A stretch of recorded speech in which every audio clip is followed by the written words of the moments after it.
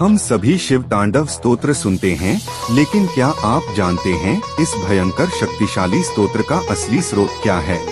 इसे किसने रचा था और क्यों स्वयं महादेव इस स्तुति से प्रसन्न होकर वरदान देने को बाध्य हो गए? आज हम जानेंगे इस दिव्य रहस्य को। शिव तांडव स्तोत्र की रचना किसी ऋषि या देवता ने नहीं की थी, बल्कि राक्षस राज रावण ने की थी। हाँ, वही पराक्रमी, महान, विद्वान लेकिन अत्यंत अहंकारी रावण।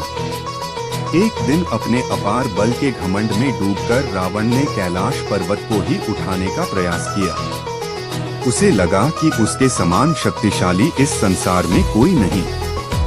तभी महादेव ने अपनी लीला दिखाई। उन्होंने केवल अपने पैर के अंगूठे से कैलाश पर्वत को दबा दिया और अगले ही क्षण रावण उसी पर्वत के नीचे दब गया।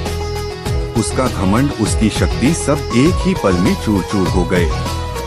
असहनीय पीड़ा में तड़पते हुए रावण को अपनी भूल का एहसास हुआ।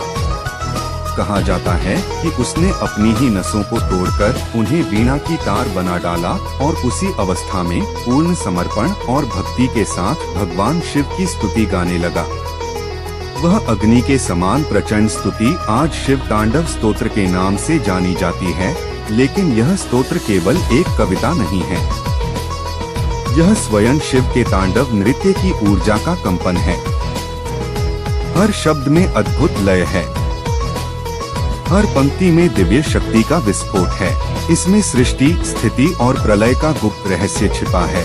जटाटवी गलत जल प्रवाह, इसका उच्चारण मात्र मन और वातावरण में एक शक्तिशाली स्पंदन उत्पन्न करता है। यह स्तोत्र वास्तव में अहंकार को तोड़ने का मंत्र है।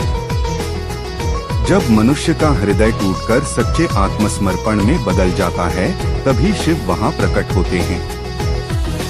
महादेव केवल शक्ति के देवता नहीं हैं, वे भक्ति के देवता हैं। जब रावण ने अपने बल का अहंकार छोड़ दिया और पूर्ण समर्पण कर दिया, तभी महादेव प्रसन्न हुए, क्योंकि उसकी भक्ति निस्वार्थ थी, उसकी स्तुति हृदय की गहराई से निकली थी और उसका अहंकार भक्ति की अग्नि में पिघल चुका था। यही इस स्तोत्र की सबसे बड़ी शिक्षा है। शिव शक्ति से नहीं, भक्ति से जीते जाते हैं। शिव तांडव स्तोत्र केवल शब्द नहीं है, यह अहंकार को जलाने वाली अग्नि है। यह आत्मसमर्पण की शक्ति है। यह वह दिव्य स्वर है जिसे सुनकर स्वयं महादेव प्रसन्न हो जाते हैं।